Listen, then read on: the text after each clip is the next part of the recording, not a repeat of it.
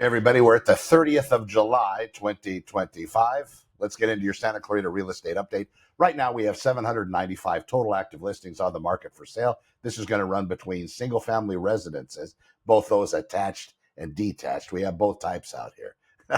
We have both types of music, country and Western. And then we're getting to the townhouses. Usually a townhouse, the way that that's defined is typically multi-story attached by common walls. That's usually townhomes. And condominiums are single story.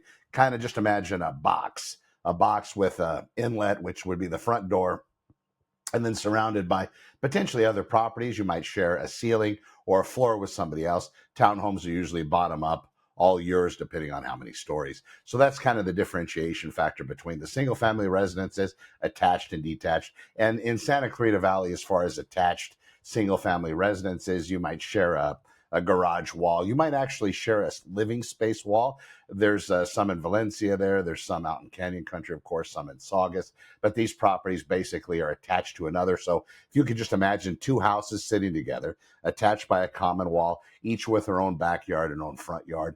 A lot of those are the attached type. So you really wouldn't know it, but the important thing to investigate on those is when you are looking at those types of properties, you're going to be able to buy them for less than the standalone single family residences.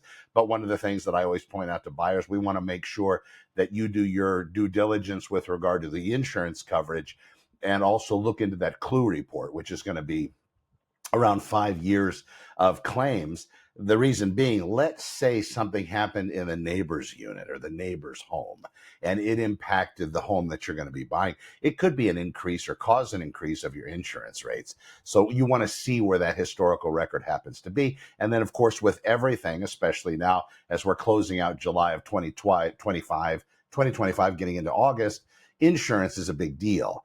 You need to check that early. In fact, in a lot of cases, before I would make an offer, depending on the market, depending on speed, if you see that, Cinderella property, no, that's probably the wrong word. The unicorn property, the property that you just can't live without, if that hits the market, you'll have time typically, depending on what kind of rights you happen to give up in the negotiation process up front. Typically, you will have time to secure or at least find out about insurance, and then should have enough time to cancel if those numbers are just so high it doesn't make any sense to you. But you want to do that early, and it's really more of a benefit to both you and the seller, I guess, just to be able to get that done, so you know if you're going to be able to move forward, and insurance isn't going to be the reason you would stop.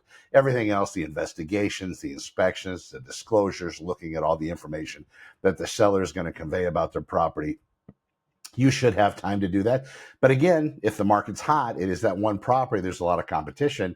Buyers out there might give up all their rights. That's why having a good agent going in and knowing a lot about at least the neighborhood in the area, maybe not that specific residence, but also maybe about the specific residence, calling the agent, say, when you walk through it, what'd you feel? Did you see anything that's going to be a big deal for my buyer if they waive this contingency or give up this right to do this sort of thing?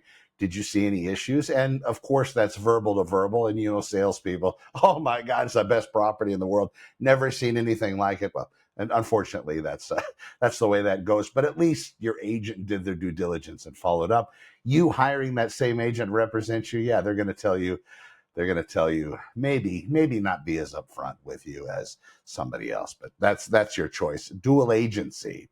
The agent representing the seller and the buyer is still legal in California. It's outlawed in a few states, including Canada. But again, your choice. You can choose the same attorney that's representing the person suing you, or get your own. Hopefully you get your own shark in the game, and they'll be able to take care of things. Let's look at what's happening as far as the market goes. Market Watch, 7 days, Santa Clarita Valley, 13 listings coming soon.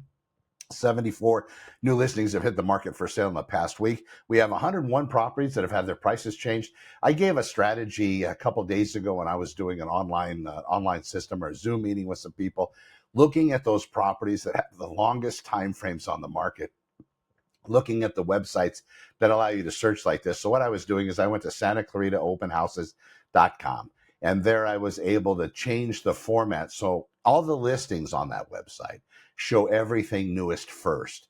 So the properties with the least amount of time on the market are going to show up at the very beginning, and then you trickle through and see the older properties. Well, instead of going to the last page, because if you're looking at all of Santa Clarita, you could have 8 or 10 pages of listings there. Instead of going to the last page, all you have to do is just change the rendering to show older properties first, and it's a little click, it's a little button up at the top. You'll see it on any of the search pages, and then you'll see the oldest properties on the market. And then from there, you look at those and you'll see in little green with a downward arrow or red and an upward arrow. And the reds are very rare. That would be a price increase. These price changes, or these 101 that we saw in the last 7 days, are mostly decreases in price. So then you'll look at those properties that haven't had a decrease, and maybe some that have, depending on the strategy. And then on the listing itself, you'll see how long it's been for sale. And you'll see some that haven't had their prices reduced in 60, 80, 90 days. Those are really good properties. If you like them, if they fit, go look at them and then make your offer accordingly. The reason why they're not selling, of course, is the price. So you can go and you can do your due diligence. Your agent should also be able to also formulate that into your search. If you have a particular parameter that you're looking for in real estate, specific bedrooms, bathrooms, area, maybe you have one identified, especially price range, your agent should be able to be looking at your price range because they're doing the search with you. Now, you're going to be doing it yourself. Hopefully, they have a system that you'll be able to use that's theirs, that's tied to the multiple listing service, that doesn't have all those ads and all that other BS, and isn't going to resell your private and personal information to a whole bunch of agents, a whole bunch of lenders. Hopefully, they have their own system. It's updated. It works well. SantaClaritaOpenHouses.com. That's mine. So if you have an agent, stay away. If you don't have an agent, feel free. It's unlocked. You can look at everything that happens to be for sale. But on their system, you'll be able to use that to search on your own. But they should be looking at where your purchase power is. Let's say you're qualified at $1 million, but let's say 900,000 is the maximum you want to go. They should be looking at those older listings that fit your criteria that you might not be seeing showing up just because they're deeper in the days on market timeframes, and you're looking at the first 30 that might have less than a month on the market. They should be going into that data set, and they should be looking at those properties that have been on the market longer, and then looking at the ones that haven't had price reductions, and then finding out where those real values are. And it's not hard, ladies and gentlemen. These agents should be able to take all of that data, plug it into a large language model, their ChatGPT or Grok or whichever one that they use, Anthropic, Claudes, and they should be able to pull that data and then develop a formulation and a strategy and send it out and say, listen, these are these properties that also fit your criteria. You might not have seen them. They do exceed your top level as far as what you want to pay for a property. They go above $900,000, for example. But with a proper offering strategy, I believe we can get them all under $900,000, and this is why. And then that offering strategy should include that kind of a breakdown, whether it's some kind of an AI-made spreadsheet or whether it's in the way of a letter from the buyer to the seller's agent to be communicated to the seller, not a love letter. Those aren't allowed any longer. But basically a letter showing proof of we're not just making this price because we want to steal away the seller's property.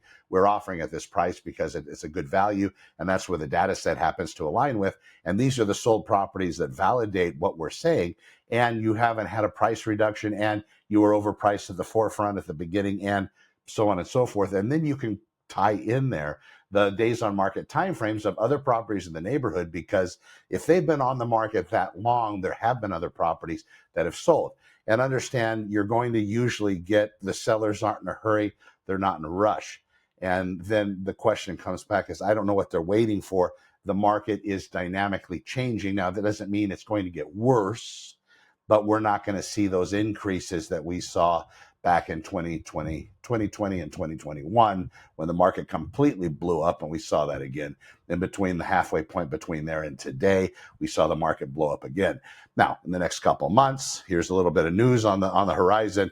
I know Jerome Powell, the Fed chair, and Trump, they go back and forth. And yeah, Trump's a bully, and it's something to watch. But I will tell you this: I don't know if the pressure is going to get there. But if those interest rates come down, whatever and however it happens, if they come down, the market's going to blow up. Now, we're going to see it on both sides, though, so don't think that we're going to still, well, we might still run an inventory shortage, but it's not going to be as prevalent as some are saying out there in the real estate world, because what's going to happen, a lot of things that are holding sellers down are the golden handcuffs. The boomer generation, they're caught. Baby boomers, they're kind of caught. They have a super low mortgage payment at maybe 2 or 3%. If the interest rates come down, at least the Fed funds rate comes down, and it does affect the mortgage interest rate because they're somewhat related, but they're kind of distant cousins. But once that comes down, if it gets close, if it gets to the point where those property owners say, you know what, it does make sense. We're going to jump ship. We're going to get out of California. We're going to leave. We're going to go to another state because cost of living, it's more aligned with our belief system, whatever it may be. If that happens, then we're going to see an abundance of listings come on the market for sale. The better question to ask, are there going to be those buyers to buy in the state of California to be able to pick up all that excess inventory? And is it going to make the market more expensive, or is it going to cause a declination in the market just for the simple reason that we now have more listings and more buyers to choose those listings, and the market morphs from a seller's market to a buyer's market? Great questions. Right now, there is a high buyer drive. There are people looking for things to purchase. In fact, a lot of agents on my teams out there, they are going out there and they are soliciting properties that happen to be in particular neighborhoods that are not for sale, that have buyers that are looking for those properties. But the issue with this, you can identify the property, and a lot of times that tactic is used for an agent to pick up a listing. But ultimately, if a lot of times it's also used they don't even have a buyer, they're just trying to solicit and see if somebody is actually willing to sell their house. But also, if they do have a specific buyer, the odds that seller is going to want to sell to that specific buyer and not put the property on the free market and watch the market do what it will with this lower than average inventory. Well, at least we're higher now, but lower than average overall inventory, still a high buyer drive, and also a lower days on market. Once that happens, when you get these offers in on those properties, the seller is probably going to say, you know, I'd rather market this property to a lot of people, everybody out there in the buying realm, than just your particular buyer, Mr. and Mr. Agent. But it's worth a shot from an agent standpoint, but we're seeing an uptick in that kind of marketing because there are that many buyers out there looking for those special types of properties.